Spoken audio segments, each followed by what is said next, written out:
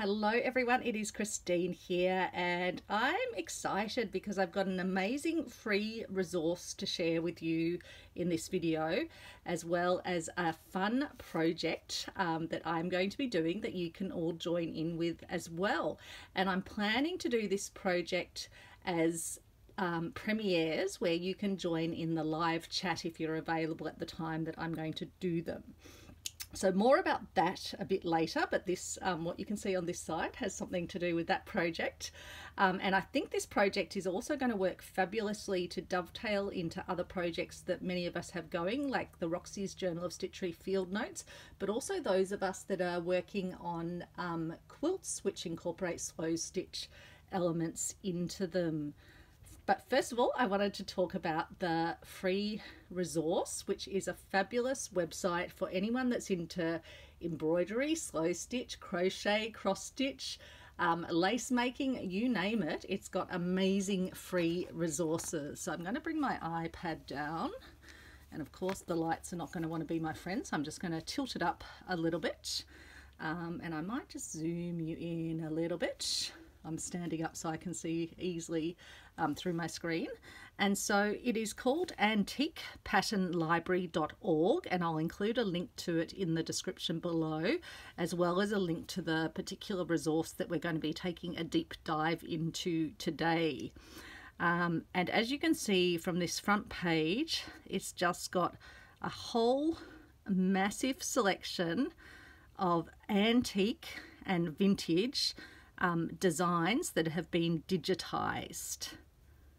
So just so much. I've literally only dived into a few of them, and I've found one that, found one that I particularly like, which is what I'm going to be sharing with you today.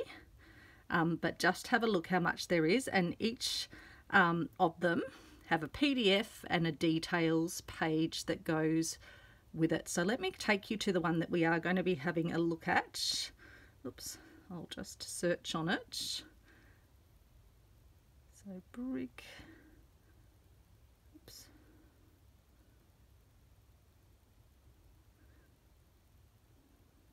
So the one that we're going to be looking at today is Briggs & Co. And it's a large collection of freehand embroidery designs circa 1884 to 1900. And so the original book was of early hot iron transfers. And in this catalogue, essentially it's a catalogue of all of those transfers. So I know many of us love those vintage little transfer books and the really interesting designs in them, and just how amazing to be able to access designs from 1884 to 1900. And what I'm planning to recreate them ourselves. So I'll include a link as well as to this page, but also to the Briggs & Co, because that is what I've got in front of me here on the desk. So I'm going to bring you back up, and this is, and I just started it on this page because I just think even the page that's showing there is just so so lovely. I think there's actually a very similar design in here that actually looks pretty similar to this in particular, and probably these ones are also part of the embroidery design. So yeah, Briggs & Co. patent transferring papers. A warm iron passed over the back of these papers transfers the pattern to any fabric. Sole inventors and patenters, Briggs & Co., New York. So when you go onto the website, you can choose to just look at things online, and you could screenshot them and then print them out individually or print out individual pages. I just thought this was such a fabulous resource that I can flip through and get ideas. And given the little project that I want to do that links into my treasure hunt, my Roxy Journal of Stitchery treasure hunt, massive family heirloom quilt, I just think I'm going to use so many things out of here. But with the pages, when you print them out, it comes with this little information about it. So this is a scan of an antique book that is, to the best of our knowledge, in the public domain. It's been edited for readability and it's licensed under Creative Commons. You may share copies or printouts of this scan freely. You may not sell copies or printouts. So I'll ask that you not sell anything that you see here. And I'm freely sharing this with you so you can have this amazing resource. So it looks like it was digitized back in 2012. So, and then it's got information from the person that did the digitizing. So yeah, it comes from the American editions of the Big Briggs catalogue of transferring papers. The pages of these catalogue books were about 8 by 5 inches in size, represented by the box. So when you print it out, it's actually printing as the size it was in the catalogue. But interestingly, some of the pictures in the catalogue are annotated to show that they were meant to be done at a different size. And please note, the original used catalogues that they worked from were in poor conditions. Pages were torn, painted, penciled and crayoned. But they've done an amazing job of removing that, and you'll see when we go through it, they've just done such a fabulous job of digitising it. So yeah, thank you very much, Antique Pattern Library. So I'll just flip through, and it's got the lovely front page that was at that, and it even talks about if the iron may be a little too cold, the design when transport does not adhere firmly. It's just, yeah, fabulous reading about it. As I said, I love that cover there. Then it's got an index, and so it's got all sorts of flowers, all sorts of creatures, all sorts of people, as we will see. So I thought I'd do a flip through. And I know sometimes it's hard to look at things on screen. I mean, you're looking at this on the screen, but sometimes in a PDF it's harder to look at it. So I was hoping this might be a more approachable way to look at it. Lots of lovely borders to start off with. And so these would have been repeating borders. And these will definitely be useful. Just ones like this, wouldn't they be lovely just to add? Yeah. Don't dwell too much on that. So many scallop edge designs. Those ones are lovely. I'm just checking you can see. Yep, you can see the full picture. Leave. If we get an autumn prompt for Roxy's Journal of Stitchery. Flowers. Almost like little ferns. And then some of them have descriptions. So this is design with scallop, ivy leaf, forget-me-not, rosebud and leaf. So really good that you can just look through and go, that's what I'm looking for. And then more forget-me-nots, daisies, forget-me-not and rosebud, wild rose. Could have done that for our wildflowers. Jessamine, mountain ash, hawthorn blossom, rose, jessamine and forget-me-not. Oh, and it says in design 0135, the forget-me-not is not depicted. It's presumed to be after the rose and before the jessamine. Because again, these have been made to be repeating designs where you take, a section and then repeat it.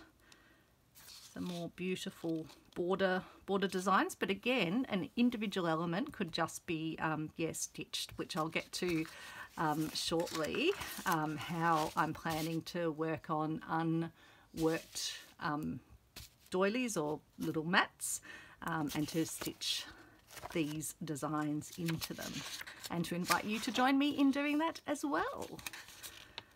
So lots of lovely flowers. Verbena, I love the smell and taste of verbena tea.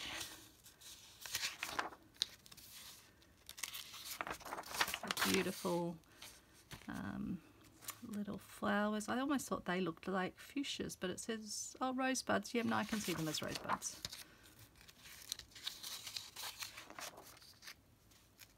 They call that Renaissance, so lovely border. Poppy. We'll definitely be drawing from this for future Roxy prompts. I'm wondering if we're going to get a summer fruits, and so there's quite a few lovely summer fruits in here, but there's cherries. Filberts. I don't think we've got filberts here. I've not heard of them. Maybe we call them something else. And then acorns, that could be great for an autumn prompt. And then these are designs for braiding, and a bit further on it shows what they mean by braiding. They describe it here, but there's a little picture of it further on. A narrow textile band or tape formed by plaiting or knitting together several strands of silk, cotton, wool, etc., used for the trimming and binding of garments. And so again, these are braiding designs. And again, they're the intended as repeating patterns. And the great thing is, once they're printed out, or even if they're on a screen, you can trace them onto fabric, as I have done in my example over here, which will be the first week of my new little project. And so this is noting that the designs are meant to be printed at a different scale than what they're shown here, but most of the things I've looked at, I think they could definitely be stitched at the scale that they are shown in the actual book. Narcissus and Forget-Me-Not. Such lovely illustrations, and just so many of them. I just couldn't get some other ones of the designs on that website. I was like, oh yeah, I probably won't print those out. I'll just sort of search them when I need them.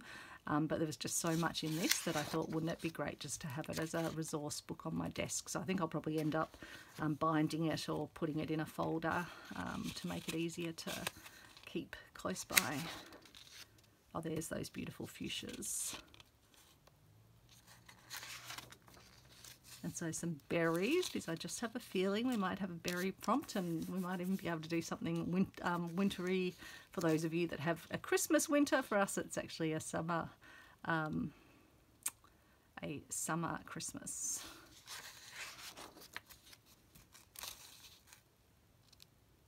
So yeah, beautiful combinations of different leaves and flowers. Passion flower. Be nice to do passion flower actually for one of our Roxy prompts. Cherries, and then this is where it shows the what they mean by the braiding technique. And in fact, this text and braiding illustration from circa 1920. So it's lovely they've added these things into this digitized resource as notes. And so again, you could stitch these, but also you could do the braiding where you actually lay down the braid and then put stitches, essentially couch it down, or put stitches through it.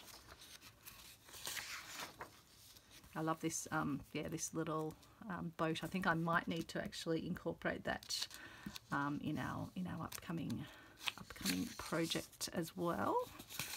Little mark on it, although I think so many things in here I'll want to incorporate. Another beautiful passion flower and blossoms. Again, that would have been great for our spring blossoms. Sunflowers. Oh, I wonder if we'll get sunflowers as a prompt for our summer. I suppose we've had wildflowers, but you know, all those big fields of sunflowers that you see around with the sunflowers turning their heads to face the sun. And then we've got lilium, poppies, oranges, more fuchsias. So yeah, multiples of things. Now when we had our prompt for the bird's nest, there you go, bird's nest ready to go, and it's even got blossoms with it as well. And then grapes, that will be great. I might even have to do one of those for my treasure hunt family heirloom quilt, because Alex's brother's a winemaker. And then Renaissance,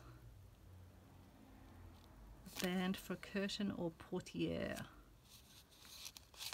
designed to be couched in Japanese gold thread, dots in light blue filoselle, satin stitch, veining in same shade of silk Isabel. 1885, wow.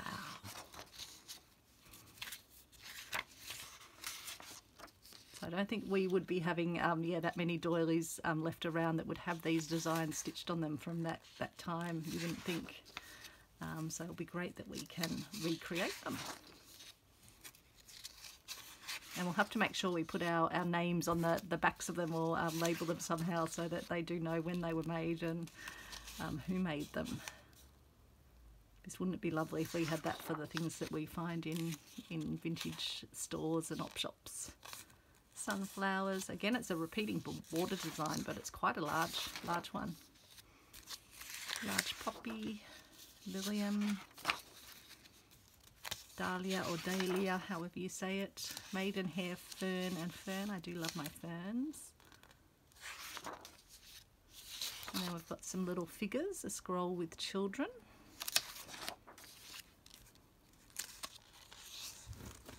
And we've got, just checking that we are still recording, yes we are, African marigold, conventional rose, Marguerite daisy, daffodils, like even just one of those, just picking out part of the design, that could be lovely. Oh, this is similar to that lily pond that was on the cover. Isn't that lovely? Again, you could just take, yeah, individual elements, or yeah, stitch the whole scene. Another repeating border design. Daffodil and crocus, this would be another one, just yeah, lovely to take a single little cluster, so either the crocus or the daffodil, or to do the full stitching. A swan, isn't that lovely? Very peaceful. And it's got iris, and then these are, what are those called? Not pampas, it's something else, I think.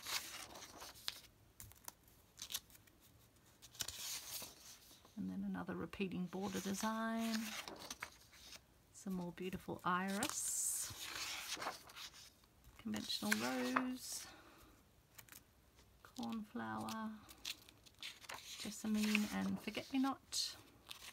Virginian creeper, maybe that's known by another name over here, if we have it. Maidenhair fern and forget-me-not. Oat grass, isn't that lovely? Just simple. Yeah, the great thing about these is just the simple line drawings kind of distills it all. So if you're not a good drawer like I'm not, it just gives you such a great resource. Now I think these ones will be great if we get a fruit pump with Roxy's Journal of Stitchery. I definitely want to do blackberry and some strawberries. I'm thinking even adding beads to those. Beautiful cherries, figs, grapes and plums, gooseberries and filberts. Yeah, what are filberts over here? I'll have to look at what they are. Pomegranate, I do love the pomegranates.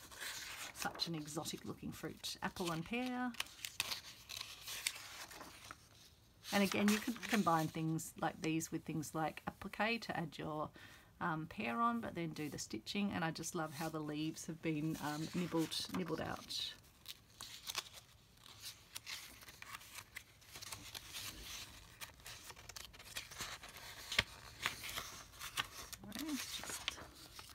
And then mountain ash, crocus and snowdrops, primrose, violets, poppy, wheat, cornflower, rose, jessamine, forget-me-not.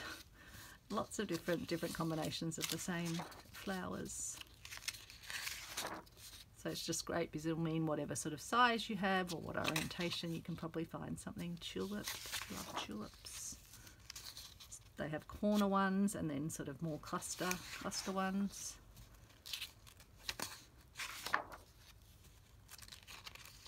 And yeah, it just has what the original design was intended to be in the,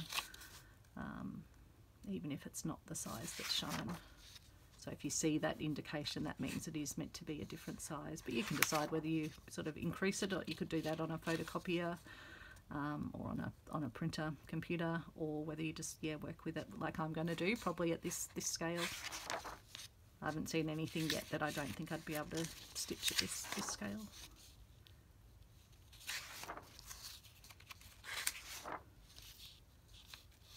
Hopefully we get some toadstools and ferns and things at some point in our Roxy Journal of Stitchery. Some more beautiful strawberries, a little bit more, I guess they look a little bit more illustrative here, but I love the way they've done the flowers that go with the strawberries. Some more beautiful clusters of daffodils, blackberries, again a corner and a sort of a cluster piece. Now these are the ones that I saw and thought, oh, I think this has to be the first of the designs that I will stitch as part of the little project that I'm going to kick off. So let me grab out this page that came from this section as well, that had this sweet little cup with flowers and bird on it, and I just thought, oh, wouldn't that be lovely to include in my Roxy Journal of Stitchery family heirloom quilt that I'm making as part of finishing off my treasure hunt project. It's still got a long way to go, and because I have so many of these little cloths or doilies that have the linen centres in them but don't have anything on the linen centre, so I thought they make the perfect little frame for me to do my own doily embroidery. They're a size that I can include on my treasure hunt quilt in its entirety. I don't need to cut it up or anything, and then that way I am going to be producing my own embroideries to go on it rather than just using vintage embroideries. And I can also add my own little phrases that might have meaning to me. So my Nana and Grandpa particularly always loved a pot of tea and having a cup of tea, and they were inseparable in life. And so I thought tea for two would be a lovely little one to add in. And both my my Nana and my Granny had these beautiful teacups, so it makes me think of sort of generations past. I love this doily. It had a bit of discoloration, but I decided to give it a little dip in some tea, not for very long because I don't want these things to degrade over time, but that's just taken it from a sort of a white with some discoloration to a sort of an off-white where you can't as easily see the discoloration. I don't even know if it is actual discoloration or if they've actually just used two different colours of their crochet thread. So what I did was I got my design, I got my doily, I worked out where on my doily I wanted the design to sit by holding it up and having the light. It's nighttime now, so you can't see the light under it, but I can simulate that for you. Let me just get my phone and put the light on. So I worked out where I wanted it. So let's say I was first of all thinking, oh, do I want it down there? And that would have been too low because I knew I wanted to have the writing. So I lined it up to where I wanted it to be.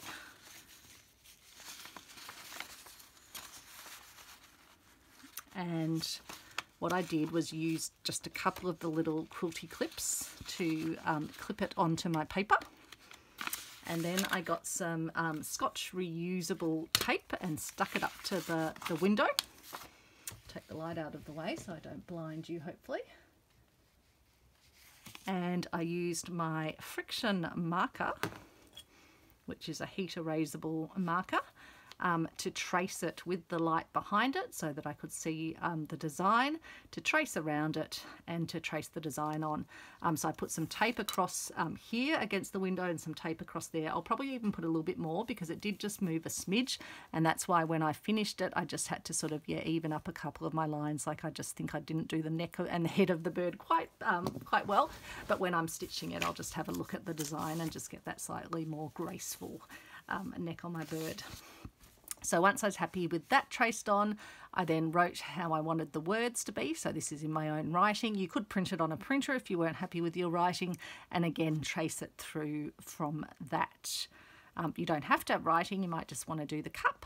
And if you want to join in with me, you don't even have to do the designs that I'm picking, but you might choose to. You might think, oh, isn't that a lovely, lovely design? And just think you're probably going to have something that's pretty unique, because I don't think there's going to be that many doilies remaining from that era, unless someone was using the transfers well after that era. It's possible. I'll be fascinated to see if I can find online anyone else that's got an original doily with this design on it. And so my plan is once a week, I think. I can't promise it will be every week, but I think on a Saturday evening, I'll do Saturday evening Australian time. I'll do a 1 hour stitching video. I'll play it as a premiere, which means you can join the chat with me, the text chat, while we watch the video together. So I'll film them ahead of time.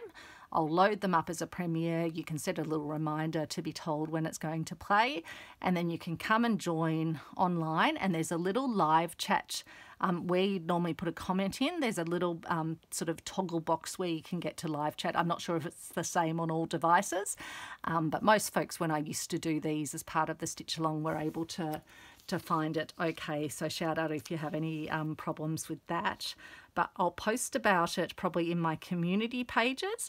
And what I'm going to do is I'll share this particular page, as well as obviously giving you the link to the full catalogue. But I'll share this design. So if you're wanting to do this design, you can easily print it out as a single page and then trace it onto whatever you want to stitch on. Now, I know not everyone will probably have these vintage sort of linens or mats. You could just do it onto a regular piece of, even an old piece of old bed sheet, whatever you happen to have, or even a piece of fabric that doesn't have much of a design on it or any pattern on it.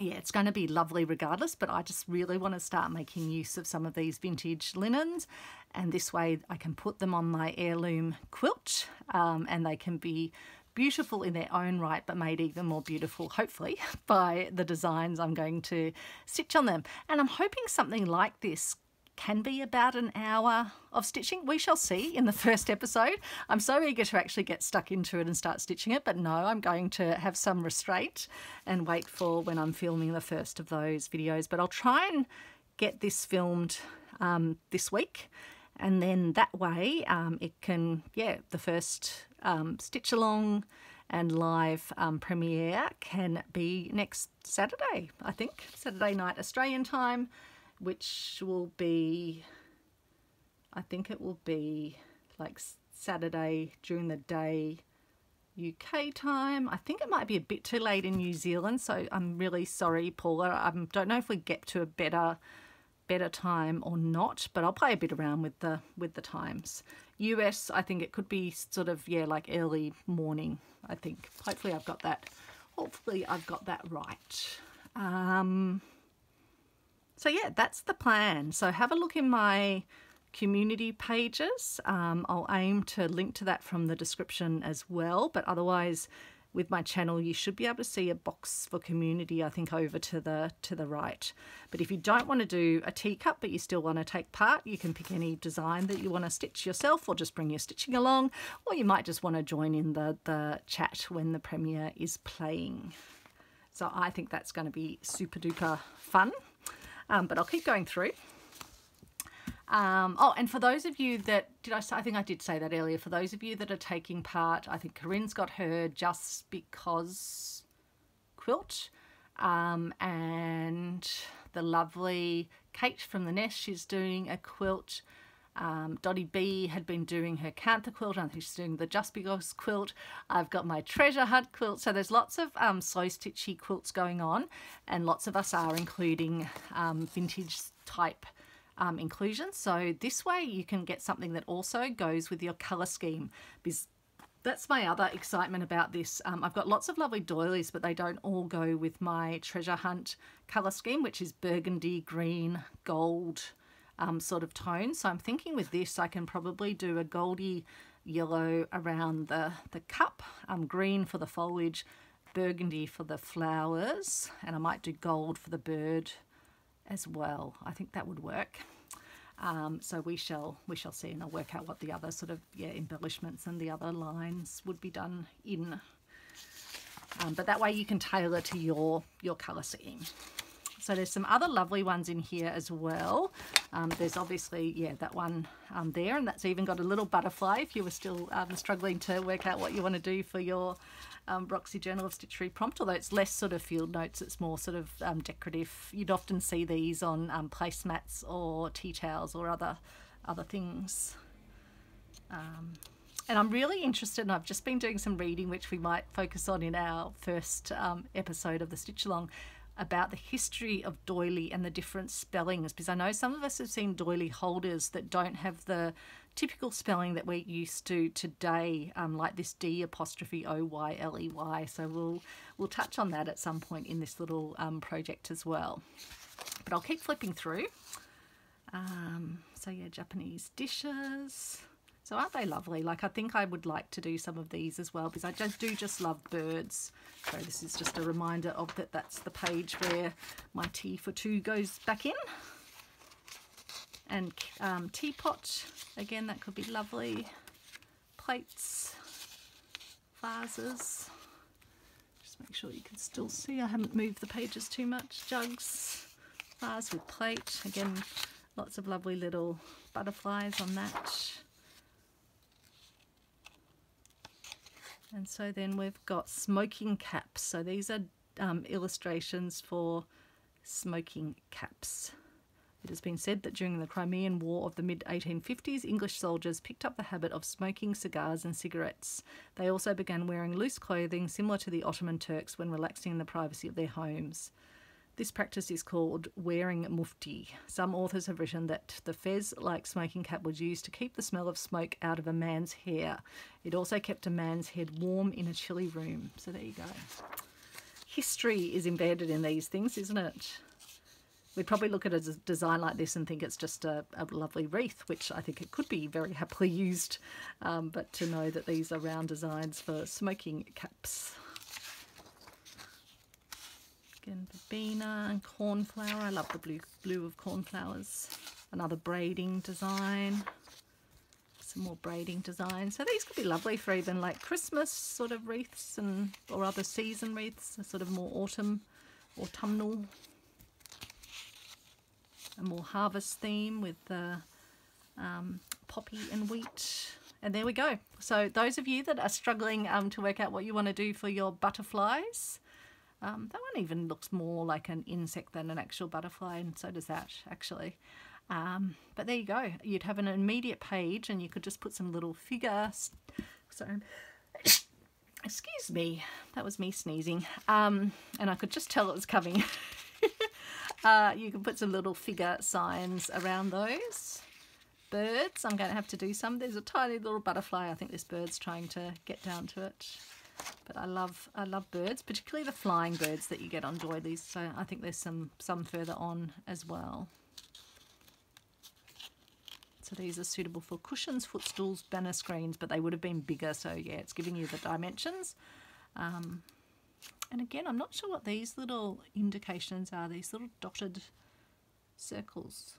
Not sure, unless that's maybe where something was meant to come through. Not sure. Primrose and oxeye daisy, narcissus and carnations. Anemone, oh I love anemones. They come out in the spring garden. And then you've got the corner and the cluster pieces. These are still for cushions.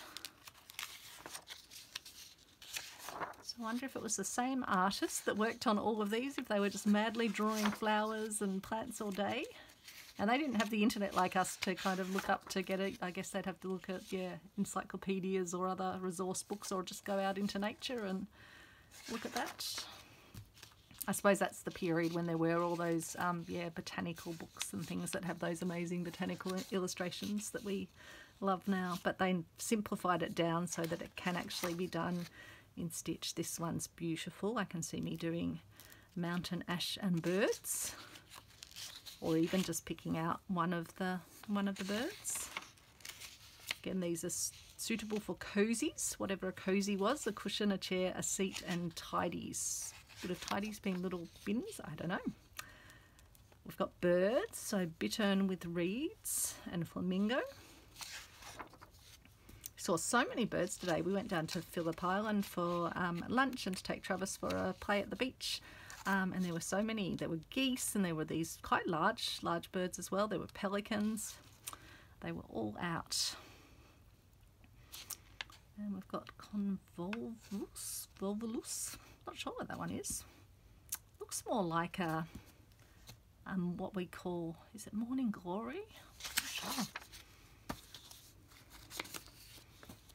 And that Virginian creeper again, which must be something, but I just don't think we know it by that name. Forget-me-nots and Canterbury bells. Strawberries again. Lovely. That one almost looks like a sea. I could do that as a little sea motif for my treasure hunt quilt. These are some of those beautiful sort of water bird scenes. Again, it's got the flying birds. I wonder if I would make those. I suppose I could still do the wing detail. Probably not. Oh, I could probably still do it in stitches. It's quite fine. Kingfisher. I love the kingfishers. And bathing bird pond. Some more sort of almost wreath shapes. I think with these ones you'd do them as little French knots probably. Goldenrod. Again, I think we might call that a different name. Isn't this one lovely? This would be great for Christmas. It's got holly and birds.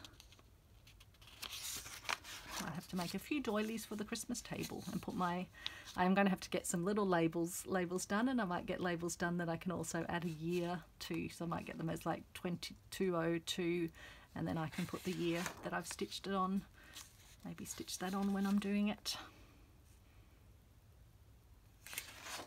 Or I could use the little date stamp, but I just don't know how long inks last for.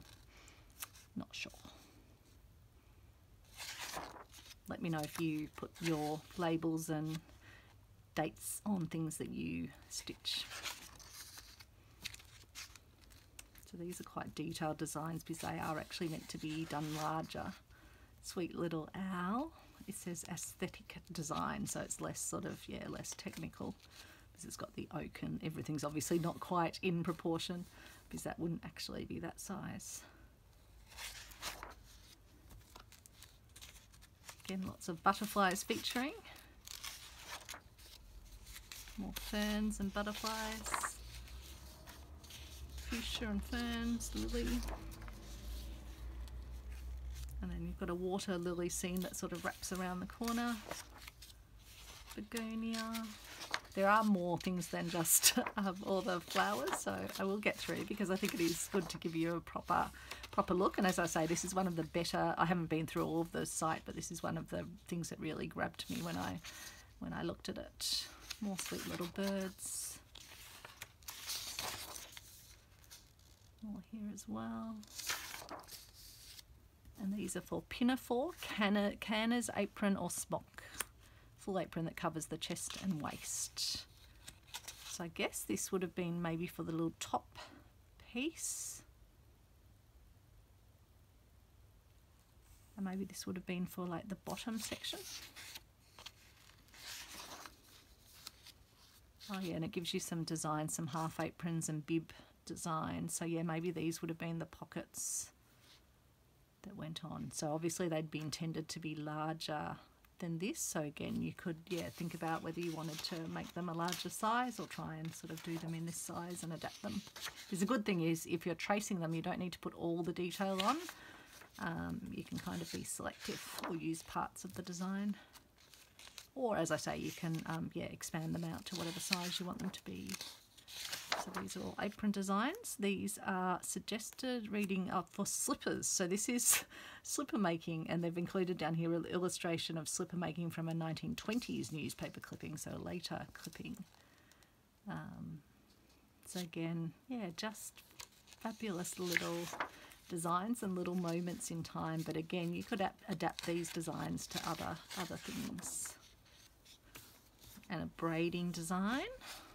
And again, like something like this, you could actually just, if you had a doily that's that sort of shape, you could use this border design around it. So actually then trace it on that side and then flip it over if it's fully symmetrical and trace it so you get a full shape.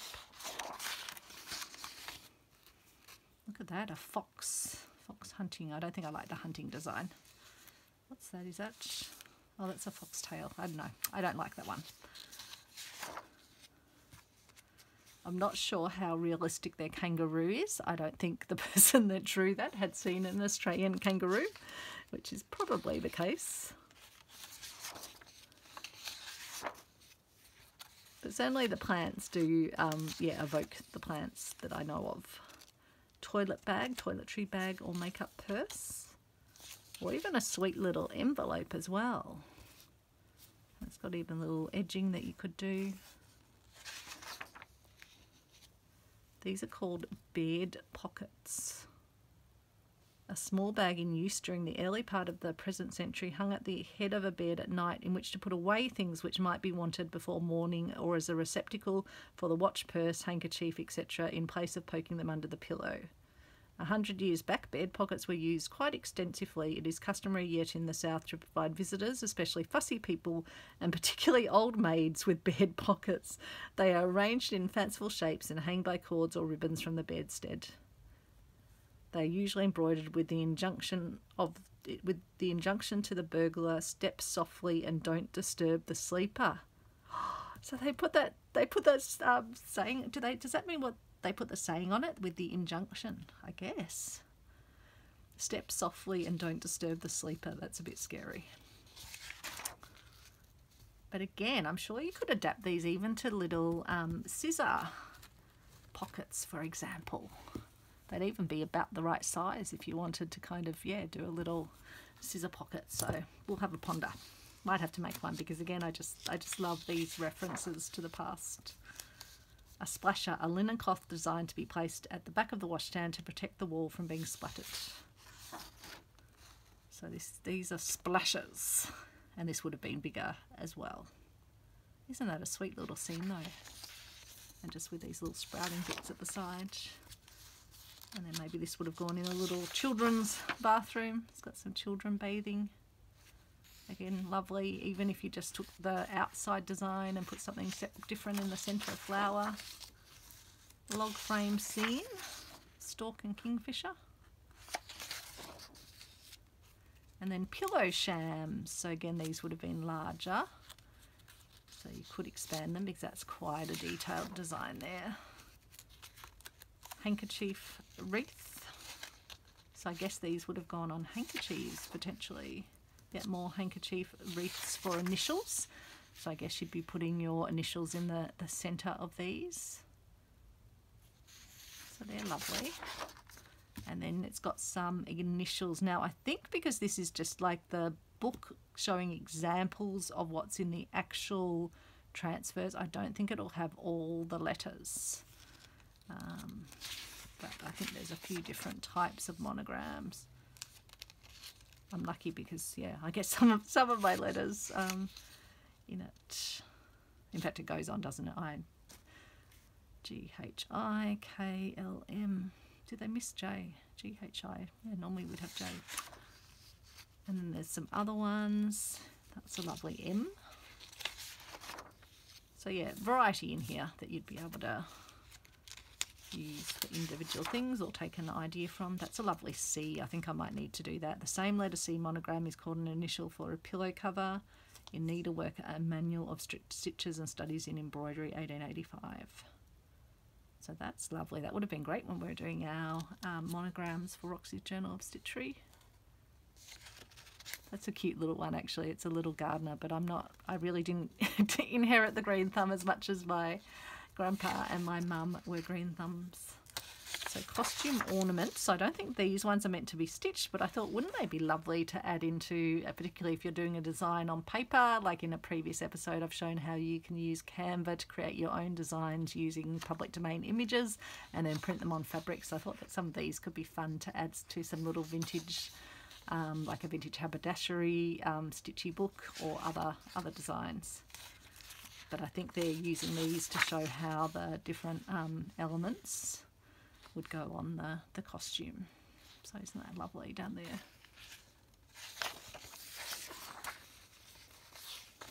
Just having a look at the time. It's amazing when we get lost in designs. We can, and then these are I can never say that word, ecclesiastical designs. I can't say it if I look at it. If I think what it sounds like, I can say it. Ecclesiastical designs. Or ecclesiastical. And then I think they said there's some further ones in the second half of the book that weren't covered in the first half that they've taken from, is it still the same period? Does it have a date on this one? I don't know. So some little kids. Look at those, are they lobsters? Or little yappies? Very, yeah, sort of, that gives a real sort of, yeah, date to them. Little dog. Not quite sure about that massive bottle. I suppose some of those sellers, don't they, some of those champagne caves and have the big bottles.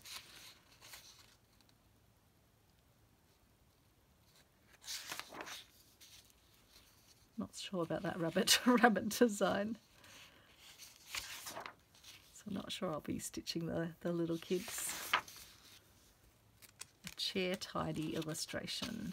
A cover for a chair back or small table. Ah, that's what a tidy is.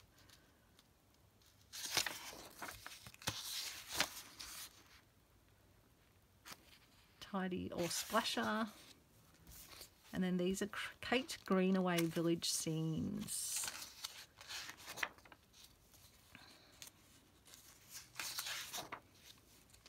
But I hope this is giving you a bit of an idea of what's in this resource, saving you having to look on the small screen or small phone screen. Hopefully it's a bit easier to take it all in and know which sections you might want to go and get some designs from. Outline designs of children. That almost looks like a little wintry scene. That's quite a sweet little design, someone looking out a window.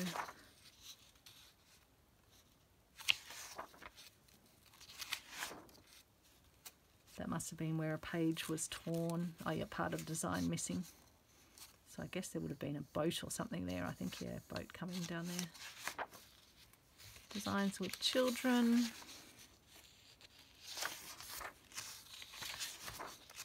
And then Russian cross stitch. And so I think they're saying that if you have these papers, well, I guess it would be the transfers, then you don't actually need a canvas because you can just do the designs where the designs are shown. So again, there'd be nothing stopping you tracing the crosses onto some regular cotton or linen and then stitching them that way. That's a very intricate design. I think I'd definitely have to blow that bigger if I was going to do that, but something like that could be actually not too hard to do, I don't think. And then we're back to some other designs with scallops, sort of border designs. So again, they've gone to the effort of working out which designs have already been covered and only adding in the ones that haven't. That's quite a modern design, isn't it, for a book of this age?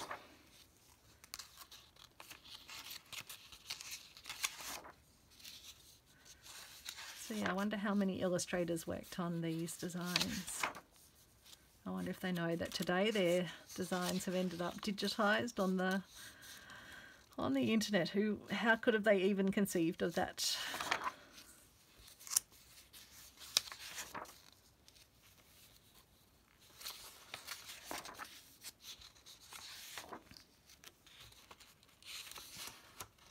I do wonder how long the transfer materials sort of stay good for.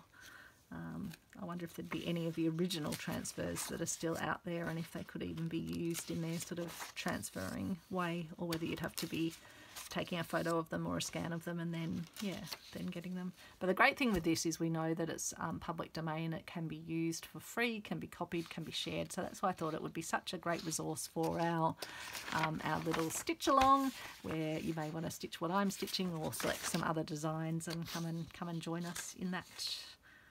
Pomegranate, primrose and fern. We've got wild rose with spider and ferns. So that would be good as well if you wanted a sort of an insect, unless we're going to get spider as another prompt. I'm a bit scared of spiders, but I don't mind spider webs, as long as I don't walk into them. More repeating border designs. So again, I just think these are lovely just to take individual little elements as well.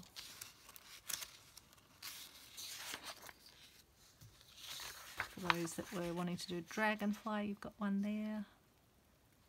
With a beautiful watery scene.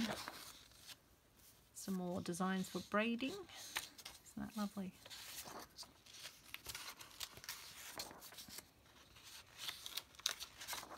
So again, you just keep tracing these along the length if you wanted them for a longer section than what they're shown there. And then these are all over design. And I think again these would join up. And so yeah, repeating design, omnidirectional. So I think that means it repeats on all sides. So that goes into that. That comes over, oh yep, from that leaf. That one comes over from there. Yeah. More pomegranate. Poppies. Narcissus. So yeah, I think we've got all our seasons covered. Here's some spiders.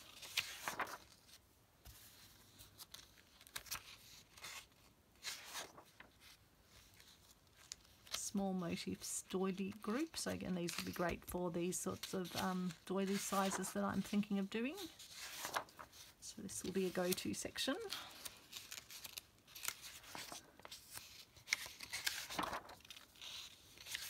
Just make sure I'm keeping on going through at a decent pace. How am I going for time?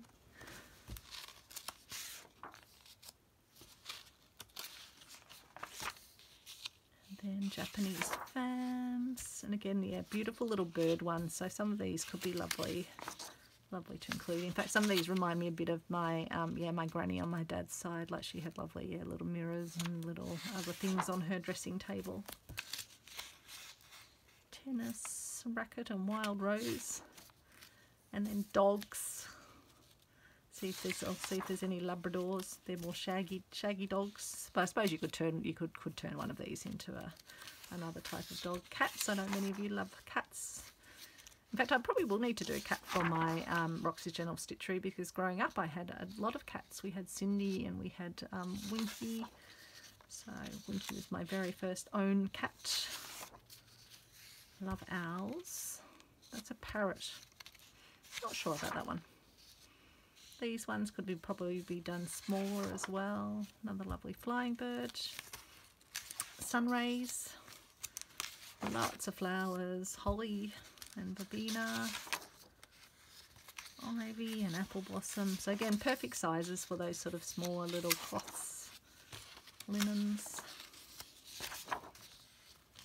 A sun ray design. You could do that in the centre of a doily. That could be quite striking as well. Could put your initials or something in the middle.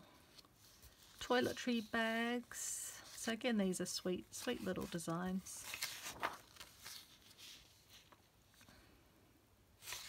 So the original price of them were 10 cents per sheet, 3 sheets for 25 cents. So you got it 5 cents off if you got 3.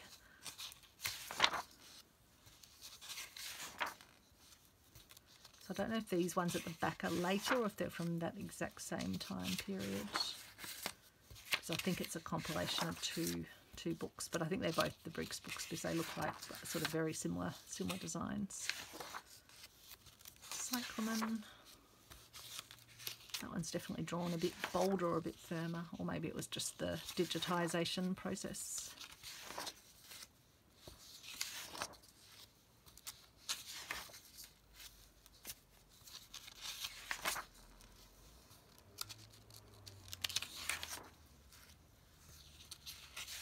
I'm just trying not to keep you too long, but just want to give you a look from start to finish so you know what's in this resource.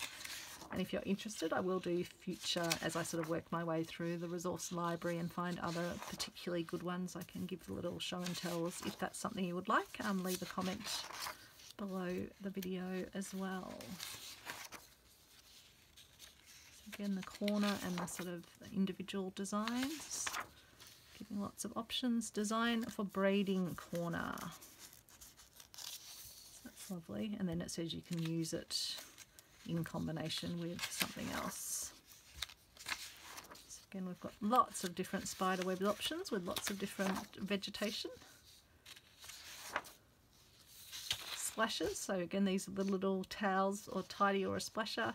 The little towels that go behind the sink to stop getting water splattered. Lovely little sea theme. That could be quite good for my uncle who loves being by the sea. So for Tim, that could be good. Might need a larger rectangular tray cloth for that. But that could be workable because I don't have anything for Tim yet on my family heirloom quilt. These ones are lovely with the little, because they're for apron or pinafore. I was thinking they almost look like a little crest. But that would be like the little pocket, I guess. And then these are aprons or pinafores for someone that likes their sports. Got some more slipper designs that we had earlier. But probably different foliage and flowers. And then drapery or valance, so for curtains, window coverings. So I guess this would be the little sort of border. We're almost through.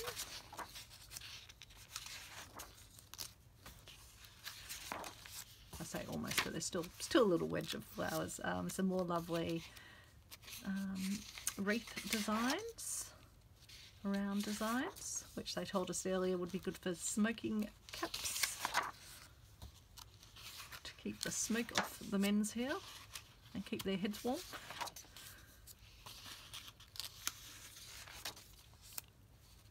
Again, these could be great as little, these are watch pockets, but you could make them, you'd probably have to do them a bit bigger as little, yeah, scissor cases or little thread cases. Ecclesiastical designs. In fact, I think before they didn't have, I was wondering why the other one didn't have one of the letters in there. So ecclesiastical, that's why it's easier to read there.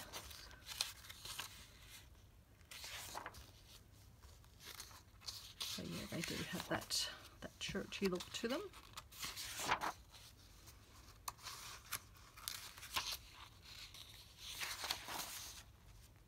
But you could take nice little elements, because that always, yeah, the fleur-de-lis reminds me of French designs as well.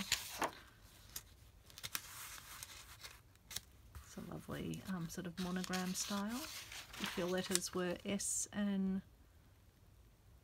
not sure, S and I or H, not sure. And some more initials and monograms. And then this must be from the back of the original book. So he was also the producer of perforated parchment patterns. So lots of lovely history to read about there, and it's just lovely how they have the original pages in there, as well as sort of notations and price lists. So just lovely, lovely history in here, and even ads for Briggs Silk Crewel. How amazing. Over 200 shades, and they run so close that we can match almost any sample you may send. So thank you so much for watching, and I hope that has been helpful to you. That's why I wanted to share it. And I'm so looking forward to getting stitching into this, selecting some designs out of it to stitch onto these little cloths, and I hope you'll join me. And I think if you did, even if you don't have a current project you're going to use them for, how lovely to have your own stitchery done with designs that are from the 1800s, and where you can put on the back of them that you have actually stitched them in the 2020s, which I think is just, yeah, it's fabulous. So I'll let you get going. Let me know in the comments below if you're planning to join. Even if you can't join from the premiere and the chat, the videos will still be available, and we can still chat in the comments thereafter. Thanks everyone, have a great week, and hopefully I'll see you next Saturday. Bye everyone.